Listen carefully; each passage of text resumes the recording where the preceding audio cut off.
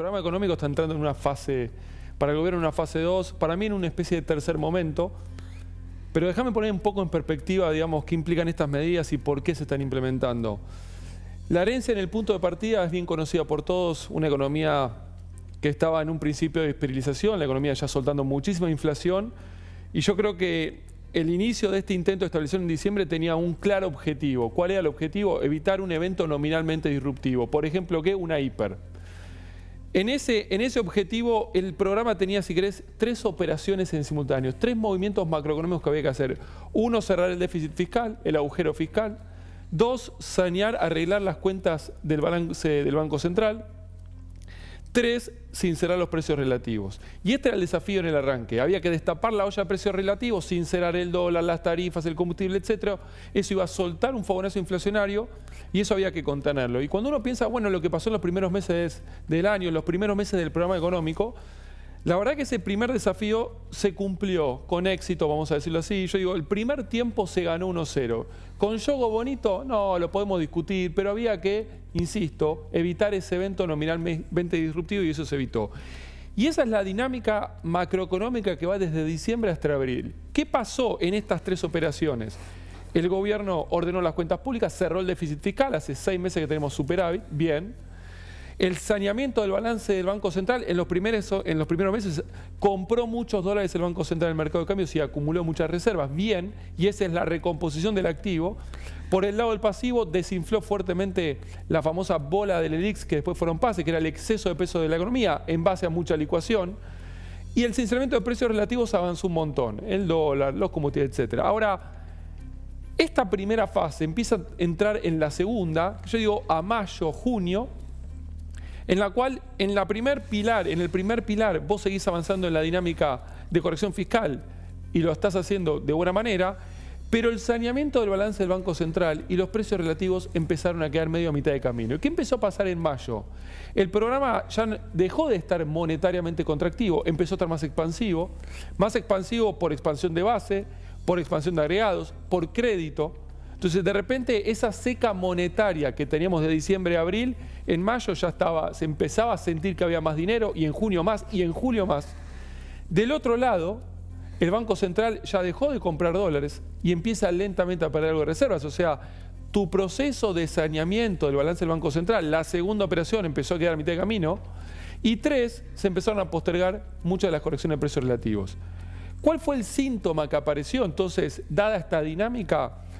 El Banco Central perdiendo dólares, dejando de comprar dólares y perdiendo reservas. La brecha cambiaria que estaba en 15% hasta abril se fue a 20, se fue a 30, se fue a 40, se fue a 50, se fue a 60. Los bonos que habían subido de 20 a 60 bajaron a 50 a 45.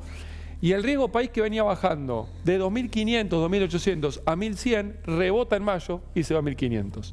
Entonces, ¿qué pasó básicamente?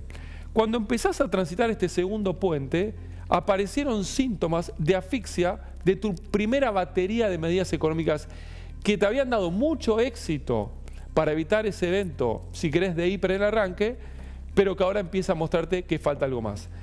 Ante este contexto, el gobierno anuncia esta batería, o el equipo económico, toda esta batería de medidas, y lo que está profundizando, si querés, es el apretón monetario. Lo que te está diciendo es, vuelve la seca monetaria, yo voy a cerrar los grifos que habían quedado abiertos y por eso estaba monetariamente expansivo.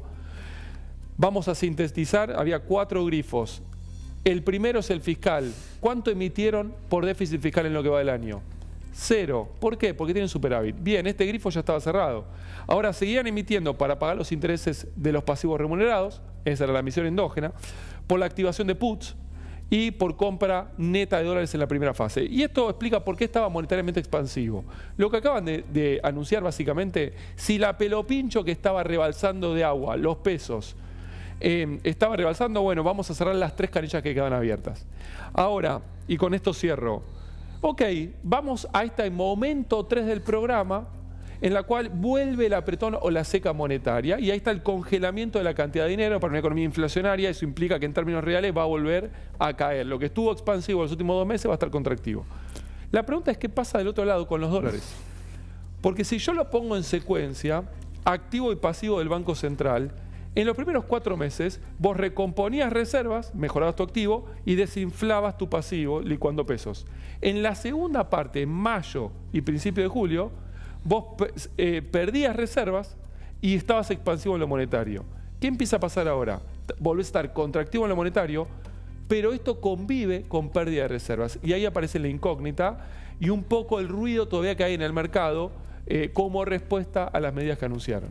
Ahora, ¿esto es un plan un poquito más lento? ¿Es un plan 2.0 o es un plan 1.1? Yo te diría que para el gobierno es la fase 2 del plan 1, claramente, porque están profundizando la estrategia. Al margen de algún que otro cambio, digamos, la estrategia tenía un primer pilar, yo insisto, eran 3 operaciones en simultáneo. El ancla fundamental de todo el andamiaje macroeconómico es el ajuste fiscal, y eso está muy bien avanzado. Es como que yo te diga, al paciente hay que hacerle 3 operaciones en simultáneo, y las 3 son complejas, y una está saliendo muy bien. Y las otras 2 estaban saliendo bien, pero ahora empezaron a salir un poco mal. Entonces, este movimiento yo lo tomo como parte de una secuencia que continúa, donde lo que están haciendo es tratando de profundizar varias de las cosas que venían haciendo. Acá no hay un giro importante en el lineamiento del programa económico. No se ve un giro drástico. Más bien hay una profundización. Vos estabas contractivo en lo monetario, estuviste algo expansivo, pero ahora seguís de vuelta contractivo. Vos estabas haciendo el ajuste fiscal, lo seguís haciendo. Estabas haciendo corrección de precios relativos, empezaste a meter pausa y ahora estás en un esquema de corrijo, pausa, corrijo, pausa, corrijo, pausa, pero no hay novedades. Sí, lo que está pasando es que se está poniendo más duro, sobre todo en lo monetario. La pregunta, insisto, es ver si logran concatenar esta dinámica positiva que ellos están observando. Yo checo la plaza de pesos, comprime la brecha cambiaria. Si comprime la brecha, converge la inflación. Al crawling del 2, después se va al 1, después al 0. O sea, hay convergencia nominal. La inflación muere. Si la inflación muere, muere la expectativa devaluatoria. Con eso la brecha tiende a seguir comprimiendo. Los bonos van a subir, riesgo país va a subir, se abre el mercado, acelera la fase de recuperación y todos somos felices. Bueno, el riesgo... ¿Cómo? ¿Te veo optimista? No, pero esto es el razonamiento del gobierno. El tema es que esto va a convivir no solo con este fenómeno, sino también con un proceso de mayor pérdida de reservas que ya se está dando desde hace 2 meses. O sea, la plaza se seca de pesos, pero la plaza ya venía seca de dólares. Entonces la pregunta es, ¿qué va a pesar más en esta ecuación? Y ahí está la clave, en la brecha, y yo creo más importante aún, en cómo tome el mercado esta pérdida de dólares, y ahí están los precios de los bonos y el riesgo país.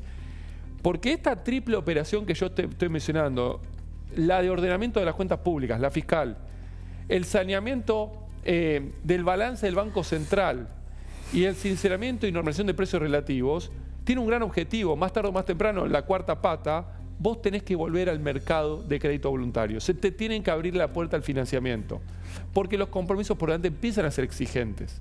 Entonces, ahí el mercado te está tirando una señal. Vos le diste garrote a la brecha con esta estrategia de empezar a vender dólares por el contado con liquidación. Eso fue efectivo, la bajaste de 50, pero a 40 nada más. La brecha de 40 sigue siendo alta. Pero en el otro lado del mostrador, los bonos siguieron cayendo y el riesgo país pasó de 1.400 a 1.600. Entonces ahí hay un síntoma todavía de turbulencia muy claro, muy concreto. Entonces yo creo que hace falta seguir trabajando, si querés. ¿Cuál es el termómetro del mercado frente a todo esto, Pau? Mira, es exactamente lo que dijo Esteban. A mí, como tenedora de bonos y acciones que en última instancia se hace un flujo descontado donde se mete el riesgo país, a mí me importa la acumulación de reservas.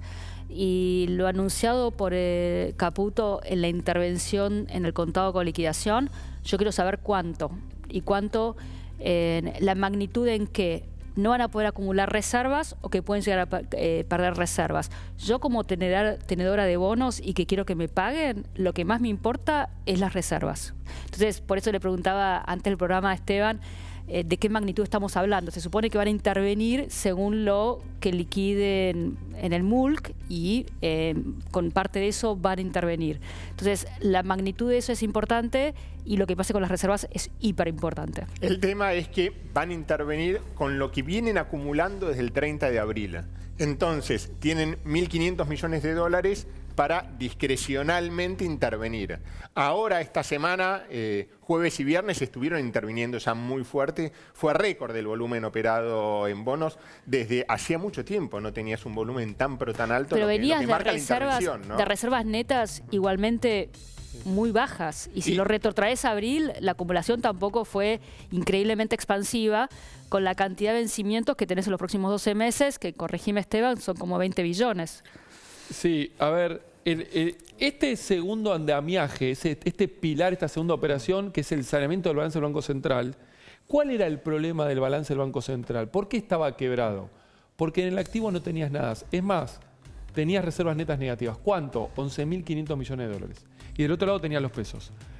Todo el proceso virtuoso de diciembre, abril, mayo, por eso toman el 30 de abril como punto de partida hasta acá, en el cual el Banco Central empieza a comprar. De diciembre a mayo compra entre 2.000 y 3.000 millones todos los meses, más de 17.000 millones de dólares, le permitieron acumular reservas por casi 11.000. O sea, de menos 11.500 vos te fuiste a cero prácticamente. Y ahí llegaste a abril. Ahora, de mayo para acá, vos en mayo tuviste compras netas, pero tuviste pagos, y en junio y julio tuviste ventas netas. Bueno, en julio estás casi neutro, pero estás neutro, y estás negativo en junio. Entonces, esto de poder yo intervenir el contado con liquidación con las compras que hago en el MULC, si yo no estoy comprando, en realidad no tengo poder de fuego. Y ahí es donde tuvieron que retrotraer y decir, no, me paro el 30 de abril. ¿Para qué? Para capturar los dólares que compré en mayo. Y ahí están los 1.500 millones que decía Goro. Entonces, lo que dice Pau y que le preocupa es, pero pará, vos de menos 11.000 te fuiste a cero, pero perdiste reservas en los últimos 2 meses, por pagos, por venta en el MULC, etcétera, y hoy estás menos 4.000. Y encima vas a salir a sacar de esos dólares que habías comprado en mayo, o sea, te vas a ir a menos 5.000, menos 6.000, pero además hay más vencimientos. Aparte te comento, el segundo semestre vos y yo sabemos que son vacas flacas en cuanto a acumulación de reservas, porque el agro ya liquidó. Entonces, digamos, esto no es un tema menor. Yo lo que creo que el gobierno lo hizo, quiero creer, que lo hizo como una medida cortoplacista, o sea, por un poco tiempo, con un uso limitado de intervención para reducir la brecha y salir más rápido del cepo. Sí, lo que pasa es que con reservas menos 4.000 millones, salir del cepo correcto, es imposible, ¿no? Pero no importa, ese suponete que es mi visión optimista de la medida. Sí, tal cual. A ver, tenían que reducir la brecha al 60% estaba altísima. Lindo debate se está armando, ¿no? Por eso salieron así. Ahora, no solo que ya pasó la temporada alta de liquidación, sino que empieza la temporada alta al revés, ¿no? De sacar dólares, donde te demandan más dólares, ya por pagos de energía, por el frío que hay. Claro, porque vos las reservas también te las tenés que seguir utilizando para importaciones y para pago de deudas.